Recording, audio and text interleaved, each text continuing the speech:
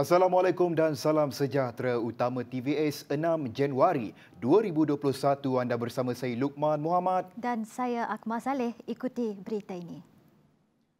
Merupakan platform untuk Sarawak bergerak ke hadapan. Sarawak kini dalam perbincangan untuk membuka dua lagi pejabat perdagangan dan pelancongan Sarawak status di Brunei dan Indonesia untuk meneroka pasaran global.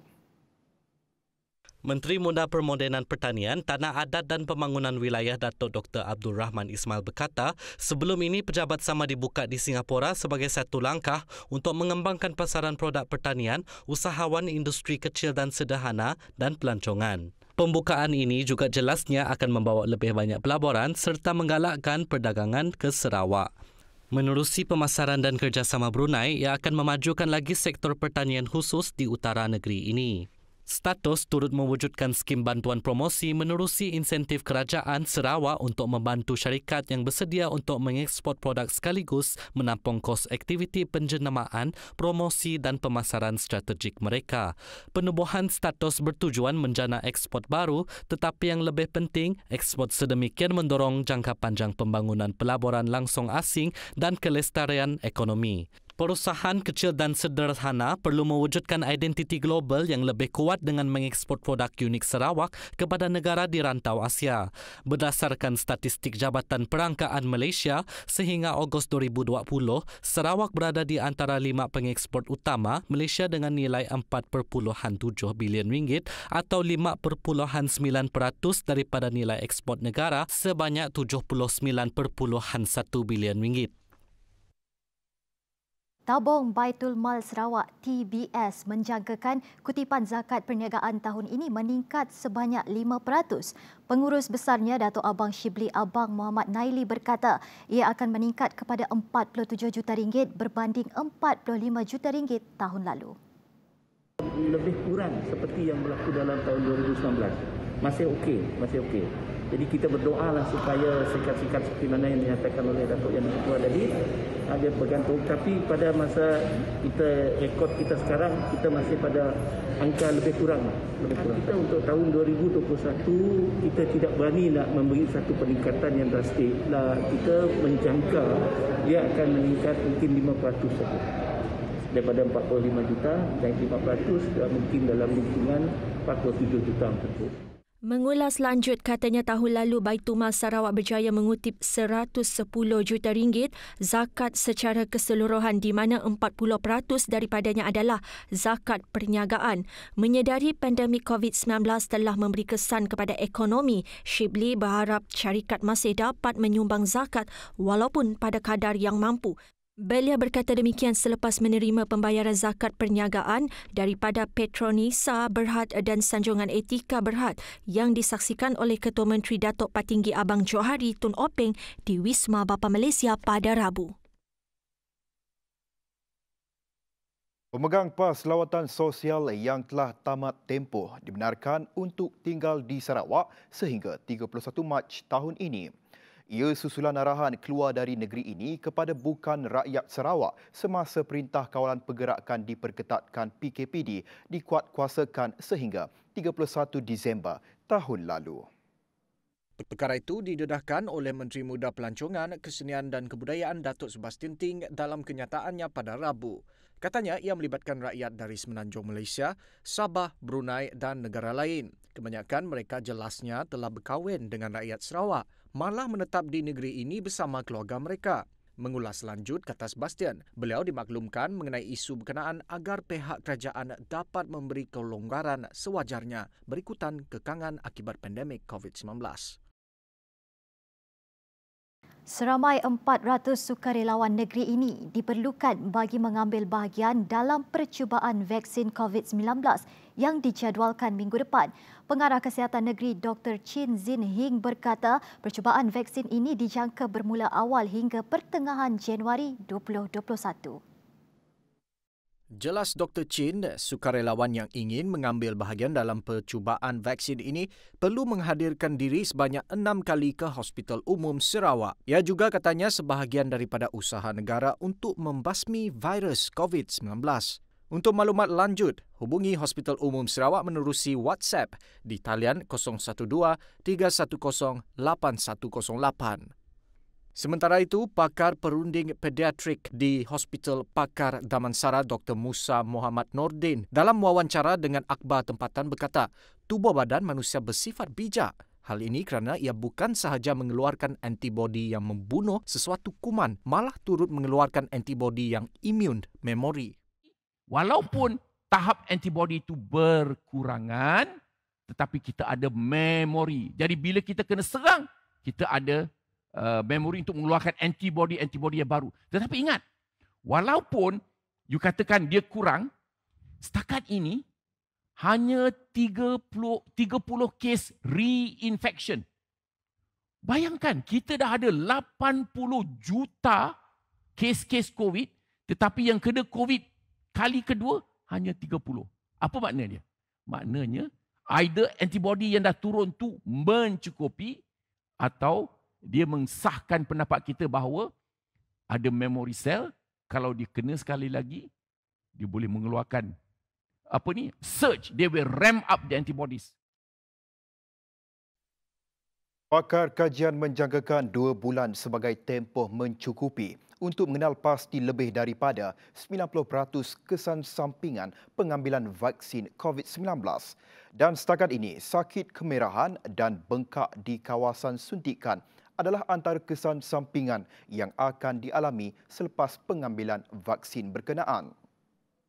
Pakar perunding pediatrik Dr. Musa Muhammad Nordin berkata bagaimanapun ia hanya kesan sampingan yang kecil selepas imunisasi dan mampu pulih dalam tempoh 2 hari. Semua kesan-kesan sampingan yang kita kenali adalah yang kecil. Sakit. Ya, merah, bengkak, 80%. Baik dalam 2 hari. Sistemiknya, pening kepala, lemah, fatigue, ya, demam antara 50%. Terutama mereka yang kurang daripada 55 tahun dan pada dos yang kedua. Ini merupakan adverse effects following immunization, kesan sampingan selepas imunisasi yang kecil. Yang bahaya, no red flags yet. Sehubungan dengan itu, beliau turut menggesa orang ramai agar tidak mudah terpengaruh dengan maklumat di media sosial berhubung kesan sampingan ini. Sebaliknya, rakyat harus menyemak semula fakta berkaitan dan bersifat terbuka untuk pengambilan vaksin seperti ini. Seterusnya, perkembangan COVID-19. Sarawak terus merekodkan kes positif baru COVID-19. Sebanyak 5 kes baru dicatatkan pada Rabu yang dikesan di daerah Kuching, Miri dan Sibu. Ini menjadikan jumlah keseluruhan kes positif di negeri ini meningkat kepada 1,166 kes.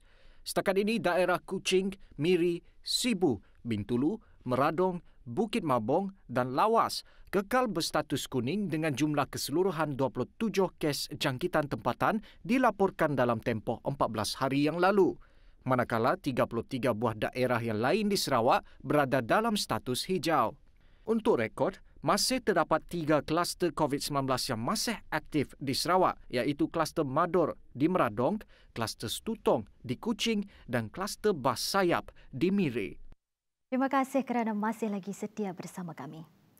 Pihak berkuasa perlu lebih proaktif menyampaikan bantuan kepada mangsa banjir yang terperangkap di pedalaman.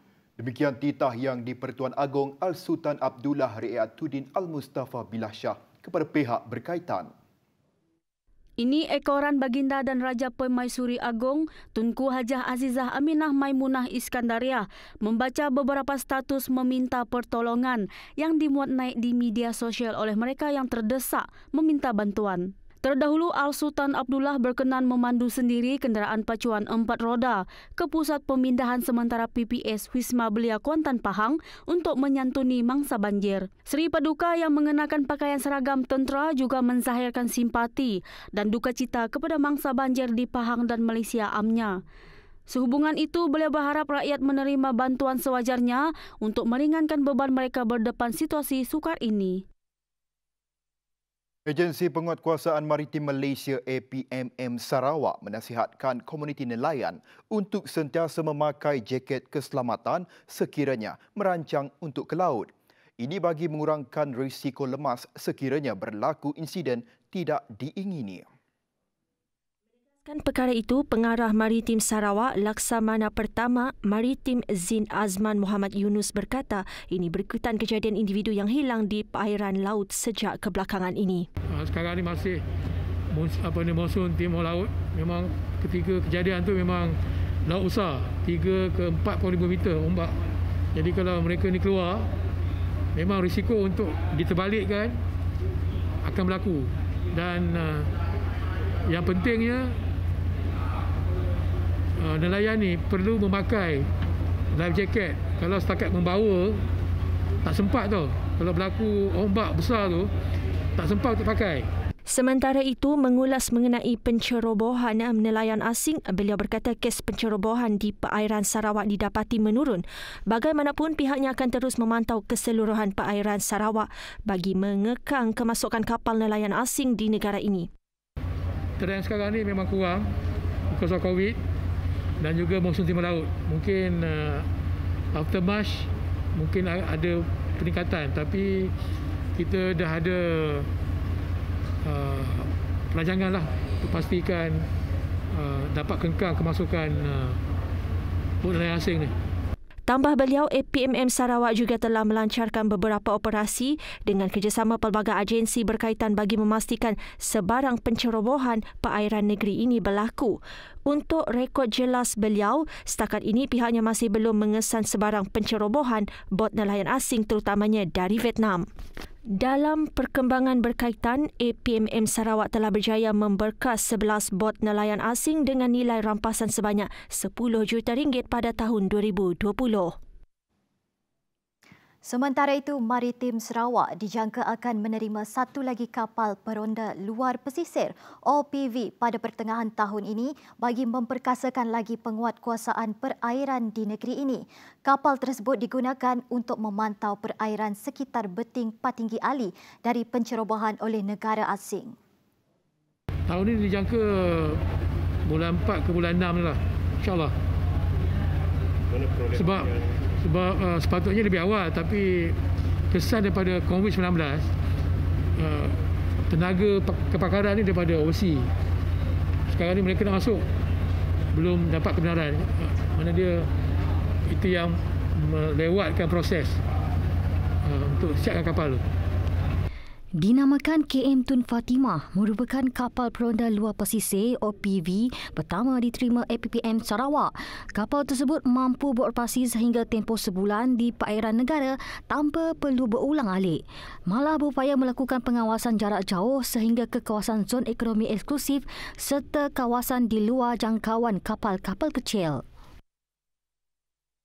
Pilihan Raya Umum ke-15 PRU15 boleh dilaksanakan sekiranya semua pihak berganding bahu memberi kerjasama mematuhi norma baharu Garis Panduan Pencegahan COVID-19.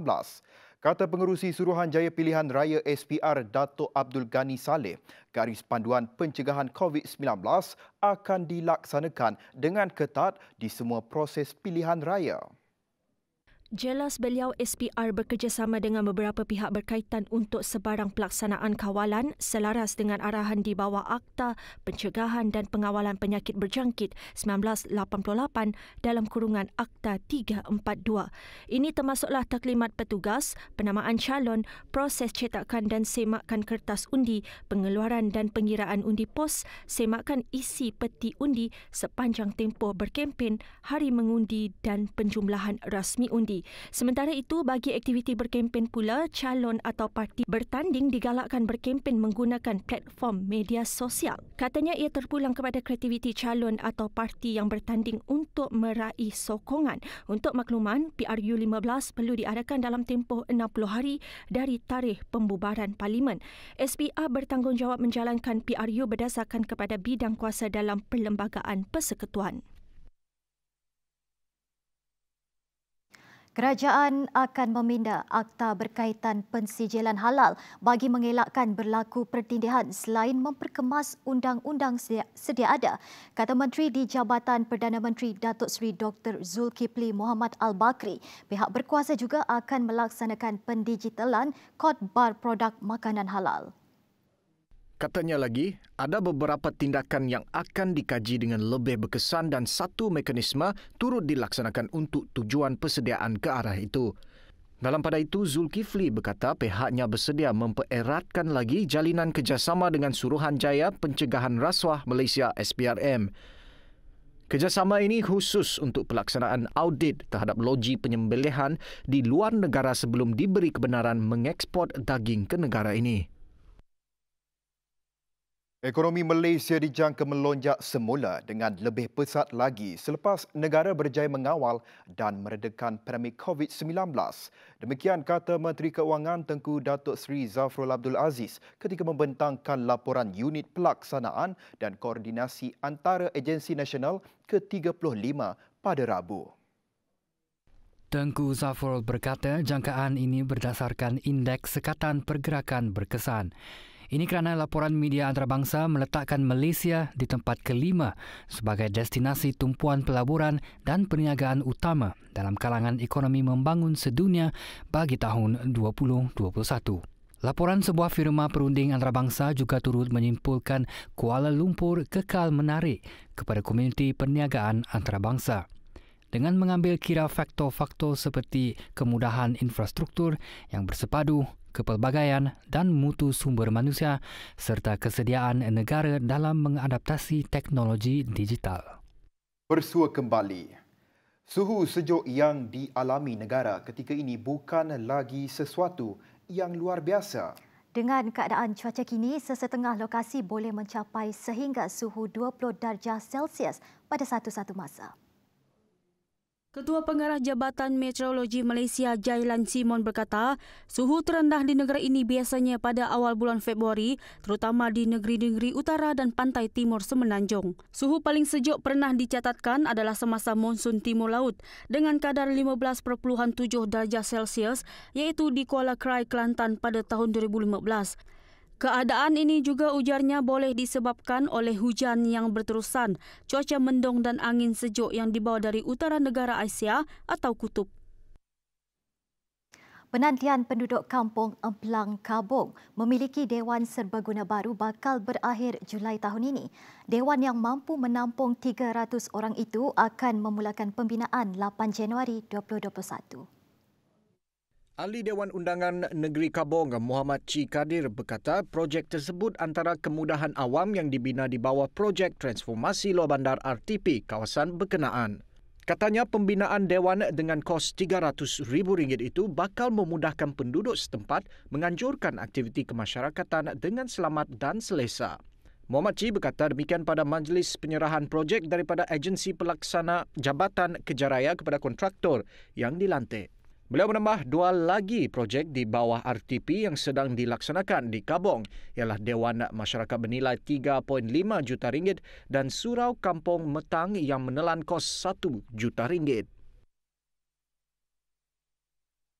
Kawasan Keselamatan Khas Pantai Timur Sabah ASKOM mengeluarkan senarai terkini 21 penjenayah rentas sempadan dikendaki di Zon Selamat Timur Sabah S-Zone, termasuk 5 nama baru. Komandan ASKOM Dato' Ahmad Fuad Othman dalam satu kenyataan pada Rabu berkata, kesemua suspek dikendaki itu merupakan warga asing dan mempunyai kaitan atau terlibat dalam jenayah termasuk penculikan yang berlaku di S-Zone. Katanya 5 suspek baru yang disenaraikan ASKOM itu ialah Jabs atau dikenali sebagai Mujafar Sawat Jaand, Mujimar Sawat Jaand, Mundi Sawat Jaand, Wahad atau Talib serta Barah Udong atau Elvin. Nama lain yang disenaraikan ialah Apo Mike atau dikenali Majan Sahid Juwand, Al-Munjir Yadah, Salib Mura, Raden Abuh, Marajand atau dikenali Manajan Asiri, Sangbas Parisko, Hamsan Pakan atau dikenali sebagai Black Cobra, Sabri Madrasul atau dikenali sebagai Salib Jul, Bentato Kurino, Jul atau dikenali sebagai Jul Hasan, Jul Aksan Abdul Rajan atau dikenali sebagai Halimau, Tampi atau dikenali sebagai Bunju, Long Sahirin, Hai bin Mubin atau dikenali sebagai Apo Kuhambo, Halipa dan Basaron Arok. Ahmad Fuad berkata senarai nama penjenayah dikehendaki itu dikemas kini setiap 6 bulan. Daripada senarai dikehendaki sebelum ini, terdapat 5 nama dikeluarkan kerana 3 daripadanya ditembak mati dalam pertempuran dengan pasukan keselamatan Filipina, manakala 2 lagi masing-masing ditangkap dan menyerah diri. Beliau dalam pada itu mengingatkan masyarakat supaya memberi kerjasama kepada pasukan keselamatan dan menghubungi pusat operasi Eskom untuk sebarang laporan. Kita beralih ke perkembangan sukan. Bekas pemain import Kelantan United, Elton Almau, bakal memperkuatkan barisan pertahanan skuad Kuching City FC apabila pasukan itu kini dalam usaha melengkapkan perpindahan pemain kelahiran Brazil itu. Perkara itu disahkan oleh penolong jurulatih Kuching City FC, Idris Untung. Disuruh oleh Coach Irfan, mula trial di Kuching lah. Siap kami bani madahnya konfrontasi terus dalam timnya di agennya berjumpa dengan kita pun management nangganya dulu lah. Ditanya mengenai kedudukan Brian Jonas sekiranya kemasukan Elton Almau menjadi kenyataan, ini jelas beliau. Brian Jonas ya sepatutnya isi ada dalam dah habis yang pun kontrak. Sebab Hudson dengan Leo Alvarez masih termasuk Utah. Dan kita di bahagian kekurangan di bahagian pertahanan. Jadinya pergi trial. Idris Untung berkata demikian ketika dihubungi TVS pada Rabu. Dan pada itu, Kuching City FC turut memaklumkan 3 tongkat skuad Piala Presiden 2020 telah diserap masuk ke skuad utama dalam mengharungi kancah Liga Perdana musim depan. 3 pemain tersebut adalah Amir Amri Sarleh, Amirul Iqmal Bolhi dan Diego Baggio. Kuching City FC dalam satu kenyataan berkata, ketiga-tiga mereka yang baru berusia 22 tahun itu telah menunjukkan kualiti dan prestasi terbaik sepanjang menjalani siri jelajah pada penghujung tahun lepas.